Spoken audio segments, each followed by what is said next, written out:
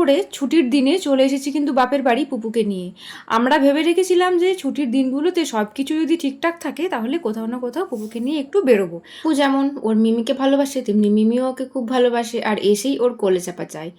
আর দিনটা ছিল খুবই গরম, বাবা স্ট্যান্ড ফ্যান চালিয়ে দিয়েছে।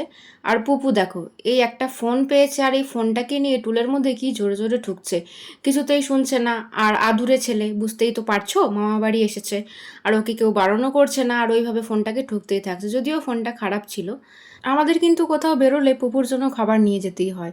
তো তাই আমরা খাবার নিয়ে এসেছিলাম, আর এখন ওটা বানিয়ে ওকে খাইয়ে নিচ্ছি। ছোট তো বেশিক্ষণ না খেয়ে থাকতে পারে না, আর খুব অল্প অল্প খায়, তাই জন্য ওর খিদেও কিন্তু পায়। আর সেই খেয়ালগুলো কিন্তু আমাকে রাখতেই হয়, কিচ্ছু করার নেই। আর 2 ঘন্টা 3 ঘন্টা পর পর ওকে একটু একটু করে খাবার খাওয়াই। যাই হোক, এরপর কিন্তু আমাদের বেরিয়ে যেতে হবে, খুব মেঘ করছে। এদিকে মন্টি বলল, আমি হালকা কিছু একটা বানাচ্ছি, সেটা খেয়ে যা, মেঘ করলে কোথাও দাঁড়াতে হবে, আর পুপুকে নিয়ে বাইরে দাঁড়ানো যাবে না, তার থেকে বরং এখানেই দাঁড়িয়ে যা, এখানেই বরং খাবারটা খেয়ে যা।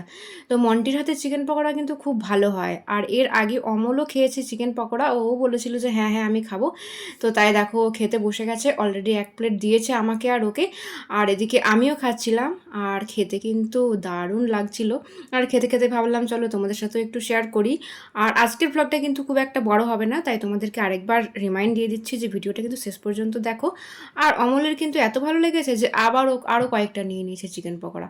আর এত মেঘ ডাকছিল, তাই মা তাড়াতাড়ি করে শুধুমাত্রই চিকেন আর ভাত আমাদেরকে রেডি করে দিয়ে দিয়েছে, কারণ আরও রান্না বাকিও ছিল, আর আমরা বলছিলাম তাড়াহুড়ো করে আমরা চলে যাব।